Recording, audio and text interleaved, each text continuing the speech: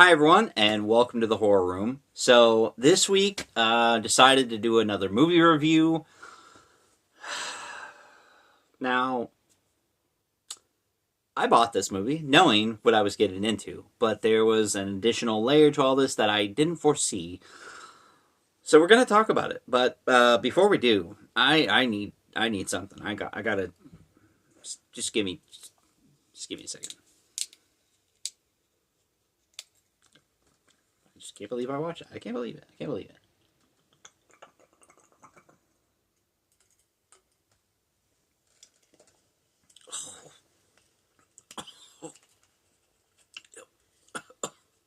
Cracking.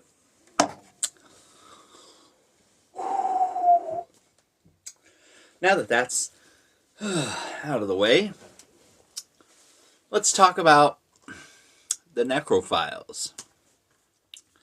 Now, this is a movie that a while back, me and my friend, we were kind of watching clips from a bunch of shot on Shittio movies. And surprisingly, you can find clips of this movie on YouTube. Now, I don't know if you can find the full movie on YouTube, probably, but some stuff might be cut out, like nudity. I doubt they cut any of the gore. So yeah, we were watching scenes from this movie because I've seen reviews of it and I've heard it was ridiculous, but I had to see it for myself. So we skimmed through the movie, watched some of the clips, and I was like, you know what? This is enough for me. I have to buy this. So a while back, I did a haul and I talked about buying this. Came with all the stickers, but I hadn't watched it, and so I took it back over to my friend's house and I was like, hey, we watched all these bad movies. We gotta watch this one because it made us laugh. And there was some scenes in here that made us laugh, but there was also an unexpected surprise, if you will. But let's talk about the Necrophiles. Now, it is a 90s, mid-90s to be specific, because you can tell by the things they're wearing. Somebody's got like a Smashing Pumpkins shirt. There's a lot of flannel, a lot of industrial goth accessories and stuff. But anyways, you meet, what's his name? The killer guy? Logan. I think it was Logan. The killer's name is Logan, which, first off, I'm sorry if your name's Logan, but that's not a very threatening name. It's this white guy, and he's got clearly an afro wig, something like that, and just a pale blank. Do I have mine? It's nowhere near me. But yeah, I could dress up as Logan the Necrophile if I wanted to. So he goes in this house. This woman is taking a shower. It's like the director said, "Hey, I won't show anyone this footage." And yeah, he showed it. He showed it all. She showed it all. Probably because she didn't know she was going to be in this movie. But yeah, so the guy comes in. He kills her, and he zip. Because, I mean, it's called the Necrophiles. What'd you expect? What'd you think he was going to do? Then these two cops come in, and, you know, they're goofy as all hell, but they start grabbing this guy, and, you motherfucker, you piece of shit, just bashing him into the wall, and it's pretty funny, but then the one cop's like, come on, we gotta take him in, we gotta do what's right, and the other guy's like, nah, fuck this, and he just shoots the guy, like, a bajillion times. Then we cut to a cemetery where a bunch of people in blue jeans and robes and Spirit Halloween masks are in a actual graveyard during the day. So you just know someone was off to the corner like, all right, we're clear. Get the shot. Get the shot. So they go to this grave. They speak a bunch of satanic mumbo jumbo. I guess, they don't make it clear whether this was his baby to begin with, like he had a kid, or if it was the dead person that he, but they have this baby, and of course it's a baby doll that they just loop a crying sound effect over, and they're like, oh, we're sacrificing the child to bring about its father. So they stab the baby doll and throw it in a ditch and bury it, and then our boy, Zombie Logan, comes back from the dead and The guy's like peeing on the grave too for some reason. He's like, drink up, my heathens. And the zombie, of course, rises from the grave, rips his thing off, and he stabs him in the eye with it. That's pretty cool. Pretty goofy though. But then the zombie goes out and he's finding all these couples, and every couple he finds is literally about to have sex. Whether it's in a tent or in the back area of the body.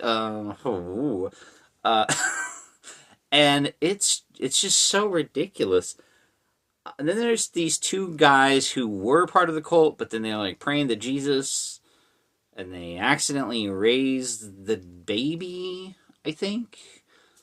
The baby comes back to life, and he's flying around on a string. They painted him white, and he's got fake blood on him, and they ran like their voice through like one of those voice changers for like the alien voice or something, and he's gone wee, and it's ridiculous. Meanwhile, you got the zombie R word pissed. You get what I'm saying? He's running around and he's got his zombie dangalang flanging that thing everywhere, just like a big old 10-inch howdy doody. And he's going to town on all these people and just killing them, and these cops are running around like, we got it. What? All these fucking new bodies. What's going on? And one of the cops ends up being like addicted to drugs. He's like shooting up in the car. And the guy's like, what are you doing? He's like, it's cold medicine. So stupid. And everything is just ridiculous. And then it gets to the point in the movie where you're just like, as if it couldn't get any dumber. He finds this woman that's like basically shoving a fake pee-pee into a blow-up doll's butt. And he kills the woman, and then he's like enamored with this blow-up doll. Next thing you know, he's like swinging it around in a field like they're in a fucking love video. And then the baby comes flying in and pops the doll. So then the zombie starts chasing the baby, and they're going through the city. So I'm like, how are they getting these shots? Because this zombie's like danglings, just flying around. You got a baby on a string covered in blood. Something, come on. So yeah, and then the cops are sitting in the alley, and the guy's like, oh, you give me backup, and that's when he does the drug thing. Before that, he like beats this guy. The guy's like, oh, there's a zombie, he's a baby, he's a zombie man, something. He's like, are you on drugs? And he just starts punching this shit. And then the cop's like, what did you do? And he's like, no, he's on drugs, he hit his head on the cement, he's crazy. So then the normal cop, not the crazy one, who's on drugs, gets out of the car, and he's chasing the zombie who's chasing the baby, and they end up in this garage with a bunch of curtains that's supposed to be a church. Literally, there's a garage door. They use it in the movie. Like, they don't even try and pretend that there's a door to a church. So, the zombie and the baby are in the church, and then the zombie pins the baby down and stabs him. Then the cop comes in, and he's like, we killed you, motherfucker. I'm going to kill you again. I gotta mention, before that, there's a scene where that cop, he's the fat cop, I don't know what his name is, he's at home, and he's sitting in like this very uncomfortable wicker chair, staring at like a 10-inch TV, and in the background, I mean, you're just supposed to assume he's watching cartoons because they're playing cartoon sound effects, but it's like one of those, like the haunted CDs with the sound effects. It's like that, but for like just shitty cartoon sound effects. And it's just like he's on the phone, and it's so distracting because I don't even know what he's talking about on the phone. Like whether he's talking to his partner or someone at work. He's like, yeah, I understand. And then in the background on here, ding, bing. It's like, what the fuck? Like, that was honestly the funniest damn part of the whole movie. So then you get to the end, and, like, the baby gets killed by the zombie, and the cop shows up, and he's like, oh, I'm gonna kill you. And they get into this big struggle, and then he, like, takes the axe, and he cuts the zombie guy up. And his partner comes in, he's like, what if you've gone off the deep end, man? And this is the guy who's been beating shit out of people and doing drugs the whole movie. He's like, what? It's a zombie, I swear to God. And the other cop just gets mad. He's like, you're holding out on me? You got drugs? So he beats up the cop. He's like stomping his head in.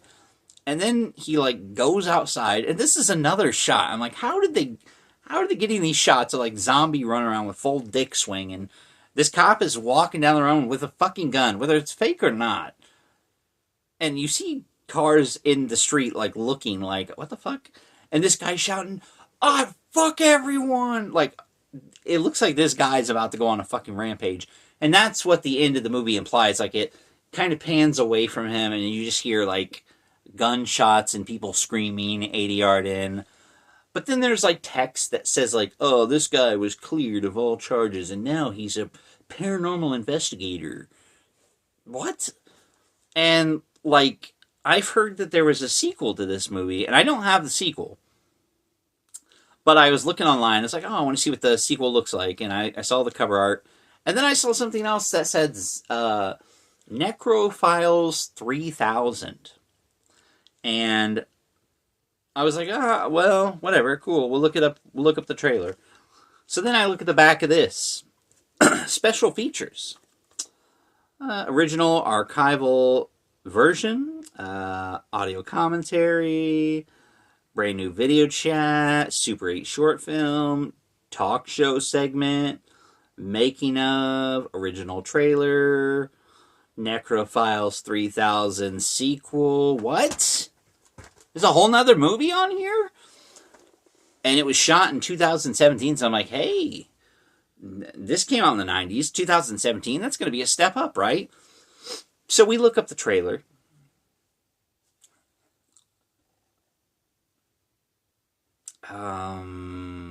What? It looks like Full Moon gave him his budget because instead of real life actors, which this movie has, and, you know, locations and props and acting, the Necrophile 3000 is toys, dolls, Barbies. Literally. And I can't even begin to describe the plot, but you have a bearded baby doll in a suit, and you have a Count Chocula dressed up as a railroad conductor chasing like one of these, a small one, which they stick an eye in, and they add a fucking robe and a little bit of blood onto him, and that's your necrophile man, your Logan. They do call him Logan in the movie.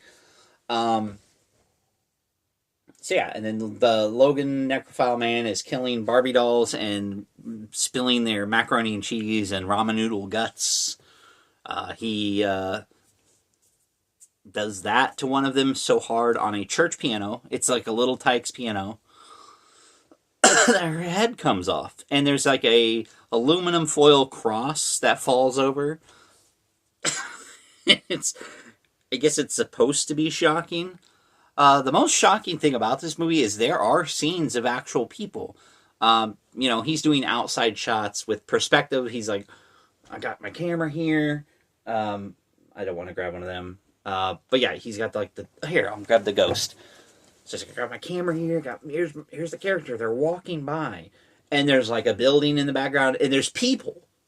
At one point, it's like a local festival or some Halloween event. You got kids in this shot in this movie.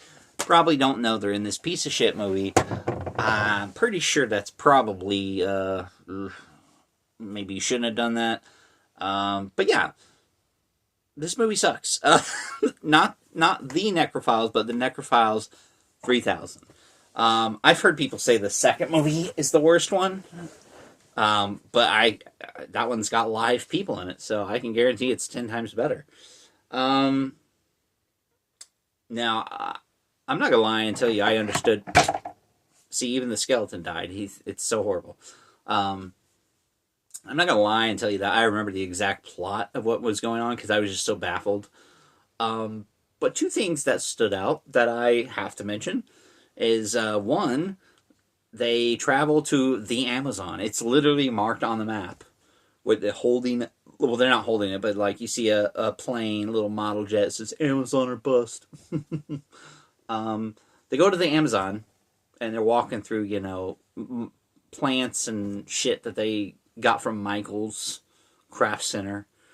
And they come up across this styrofoam. It's an ancient temple, and it looks like they started to draw like a brick pattern on it and just gave up.